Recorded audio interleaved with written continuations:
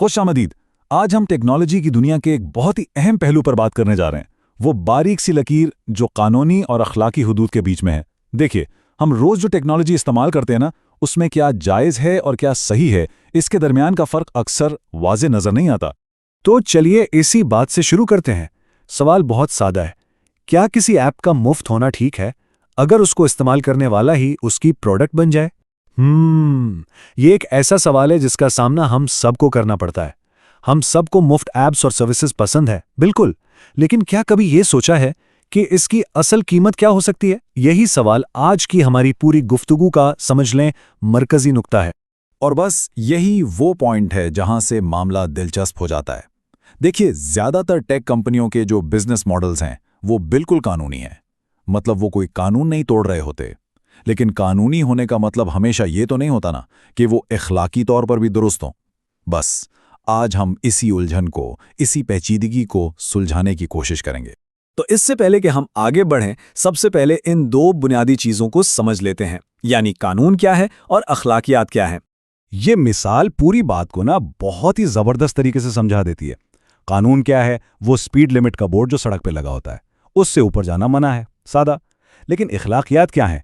इखलाकियात ये सोचना है कि अगर तेज बारिश हो रही है, तूफान है, तो क्या स्पीड लिमिट के अंदर भी तेजी से गाड़ी चलाना सही है, महफूज है? कानून आपको रोक नहीं रहा, लेकिन आपका ज़मीर, आपकी इखलाकी हिस्स आपको बता रही है कि सही क्या है। चलिए इसको और आसान करके देखते हैं। कानून क्या है? वो काम जो लाजमी करना है, कोई चॉइस नहीं, और इसको नाफिज कौन करता है? हुकूमत। तोड़ दिया तो सजा मिलेगी, जुर्माना या कैद, बिल्कुल साफ। अब आते हैं अखलाकियात पर। ये वो है जो हमें करना चाहिए। इसका ताल्लुक हमारे अखलाकी उसूलों, हमारे ज़मीर से है। इसको तोड़ने पर शायद कोई पुलिस ना पकड़े, लेकिन नतीजा क्या निकलता है? लोगों का एतमाद खत्म हो जाता है, और कभी कभी ये सबसे बड़ी सजा होती है। ठीक है, तो अब जबकि कानून और अखलाकियात का फ़र्क समझ में आ गया है, चलिए इसको आज की डिजिटल दुनिया के सबसे बड़े मैदान जंग पर अप्लाई करते हैं। और वो मैदान जंग है हमारा डेटा। ये वो जगह है जहां कानूनी और अखलाकी लकीरें सबसे ज़्यादा धुंधी हो जाती हैं। एक छोटी सी मिसाल लेते हैं। फर्ज करें सोशल मीडिया पर किसी ने कोई पोस्ट लाइक की। कितना मामूली सा, बेज़रर सा काम लगता है ना? एक क्लिक ही तो है। लेकिन उस एक क्लिक के पीछे एक पूरी की पूरी डेटा इकोनॉमी काम कर रही है। चलिए देखते हैं कि उस एक लाइक का सफ़र असल में कैसा होता है। तो उस लाइक के साथ क्या होता है? सबसे पहले मरहला 1, कलेक्शन। वो क्लिक और उससे जुड़ी तमाम मालूमात फौरन रिकॉर्ड हो जाती हैं, स्टोर हो जाती है। फिर आता है मरहला 2, तज्जिया। एल्गोरिदम इस डेटा का तज्जिया करते हैं और उस सारिफ की दिलचस्पियों और आदत पर मबनी एक पूरा डिजिटल प्रोफाइल तैयार करते हैं। इसके बाद मरहला 3, पैकेजिंग। उस प्रोफाइल को उसी जैसे लाखों दूसरे सारिफीन की प्रोफाइल्स के साथ एक पैकेज में डाल दिया जाता है।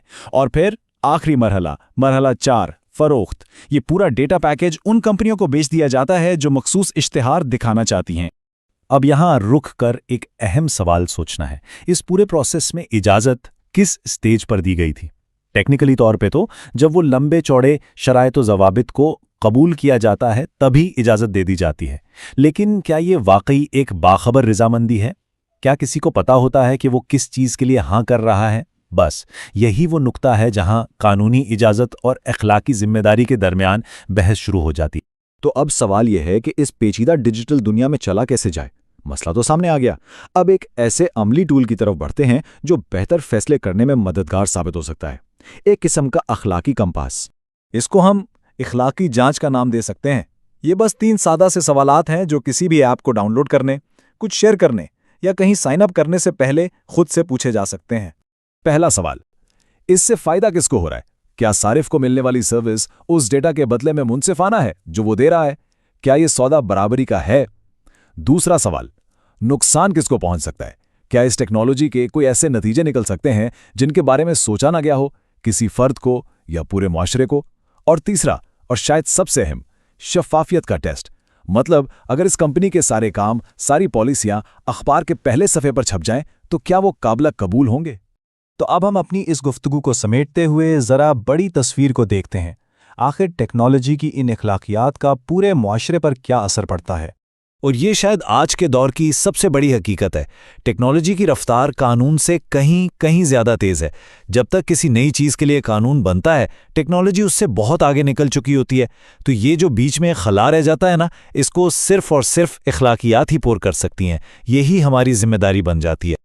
تو سوال یہ ہے کہ آخر اس ڈیجیٹل اخلاقیات کا ذمہ دار ہے کون؟ کیا وہ ڈیولپرز ہیں جو کوڈ لکھتے ہیں، یا وہ کمپنیاں جو اس ٹیکنالوجی کو مارکیٹ میں لاتی ہیں، یا پھر حکومتیں جن کو قوانین بنانے ہیں، یا وہ صارفین جو اس کو اپناتے ہیں؟ سچ تو یہ ہے کہ یہ کسی ایک کی نہیں بلکہ ایک مشترکہ ذمہ داری ہے۔ ہم سب اس نظام کا حصہ ہیں اور اس لیے ہم سب ذمہ دار ہیں۔ اور ہم اپنی اس گفتگو کو اسی ایک سوال پر ختم کرتے ہیں۔ جیسے جیسے ٹیکنالوجی، مصنوعی ذہانت جیسی چیزیں اور زیادہ طاقتور ہوتی جا رہی ہیں، اس کا ضمیر کس کو بننا چاہیے؟ اس کا ضمیر کون ہوگا؟ یہ سوال آنے والے وقت میں اور بھی اہم ہوتا چلا جائے گا، اور اس پر غور کرنا ہم سب کے لیے بہت ضروری ہے۔